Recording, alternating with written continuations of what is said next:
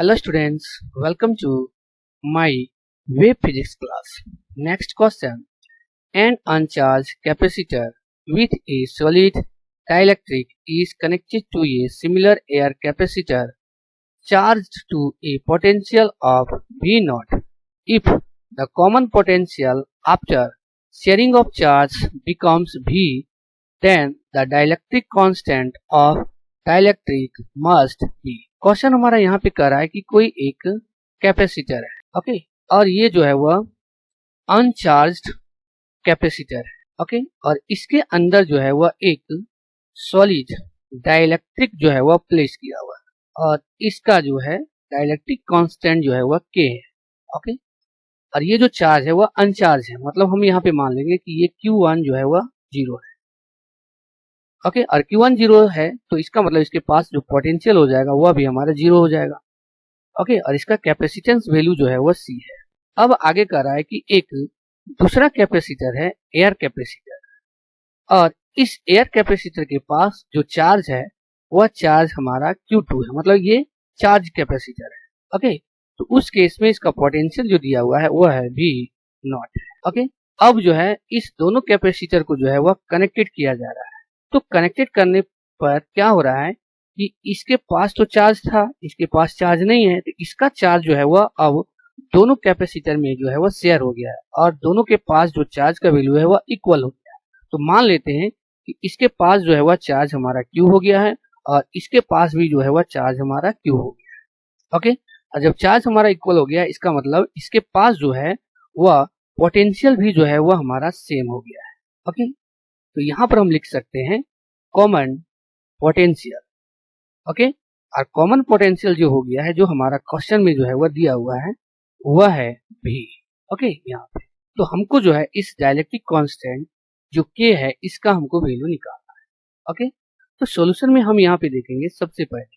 कि जब हमने इस दोनों कैपेसिटर को जैसे ही हमने कनेक्टेड किया है एक दूसरे के साथ, तो इसका जो चार्ज था, ओके, वह चार्ज जो है अब दोनों में जो है वह शेयर हो गया, ओके। अब शेयर होने के बाद दोनों के पास जो चार्ज है वह सेम हो गया, लेकिन हमको यहाँ पे ध्यान देना है कि ये दोनों कैपेसिटर जब हमारा अलग था,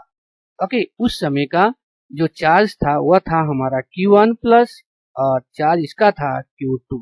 ओके, ओके। अब जब हमने शेयर कर दिया है तो उसके बाद जो चार्ज हो गया है दोनों का वह हो गया है Q प्लस Q, ओके। तो यहाँ पर हमारा जो है वह कंजर्वेशन ऑफ चार्ज का जो है वह रूल जो है वह फॉलो करता है, ओके, और इसका कैपेसिटेंस वैल्यू C है तो इसका भी जो है वह कैपेसिटेंस वैल्यू जो है वह C है, ओके। अब यहाँ पे हम क्या करेंगे, Q का जो है वह हम वैल्यू पुट करेंगे। तो ऑलरेडी हम लोग जानते हैं Q का वैल्यू जो होता है वह होता है C into V, okay, capacitor into potential. तो सबसे पहले हम Q1 को देखेंगे इसमें, तो यहाँ पर हमारा क्या है Q1 है और जो पोटेंशियल हमारा है वह भी है, ओके, तो दोनों जो है वह हमारा 0 हो जाएगा। तो इसको अगर हम यहाँ पे 0 का वैल्यू दे देते हैं 0, ओके। अब इसको देखते हैं Q2 को, ओके, तो Q2 के पास जो है वह हमारा पोटेंशियल कितना है V0 है और कैपेसिटर जो है इसका है वह C है, ये हो जाएगा हमारा C और V0 के जो है वह बराबर। अब यहाँ पे आ जाएंगे कि जब इसके पास चार्ज Q हो गया है, ओके, तो इसका मतलब इसके पास जो पोटेंशियल है वह भी पोटेंशियल है और कैपेसिटर जो है वह C है, लेकिन इसके पास डाइलेक्ट्रिक कांस्टेंट है K, तो इसका मतलब इसके पास जो चार्ज का वैल्यू हो जाएगा वह हो जाएगा K C और V हो जाएगा, ओके। अब इसके पास आ जाते हैं Q, तो इसके पास जो है हमारा क्या है, सिर्फ पोटेंशियल जो है वह V हो गया है और कैपेसिटर जो है वह C है, यहाँ पर हो जाएगा C इंटू V हो जाएगा, ओके। ये हो गया हमारा C into V0 equal to, यहाँ से हम कॉमन ले लेंगे CV, ये हो जाएगा हमारा K प्लस 1, ये C जो है वह ये C हमारा आपस में कैंसिल हो जाएगा, तो यहाँ पर हो जाएगा V0 इक्वल टू V और K प्लस 1, ये भी जो है वह इधर चला जाएगा, ये हो जाएगा V0 बाय V और यहाँ पे बच जाएगा K प्लस 1, ओके। तो हमको जो है वह K का वैल्यू निकालना है, तो ये जो 1 है वह हमारा इस डायरेक्शन में चला जाएगा, तो यहाँ पे हो जाएगा K equal to V0 by V और माइनस हो जाएगा वह हो जाएगा हमारा 1, यहाँ पर हो जाएगा K equal to V0 minus V by V हो जाएगा, ओके। ये हो जाएगा हमारा इस क्वेश्चन का जो है वह आंसर हो जाएगा। तो यहाँ पर हम देखेंगे कि जो हमारा ऑप्शन है वह हमारा ऑप्शन जो है वह C ऑप्शन जो है वह हमारा मैच कर रहा है, ओके। इसका मतलब सी ऑप्शन जो है वो हमारा करेक्ट है और इस क्वेश्चन का जो है वो आंसर है।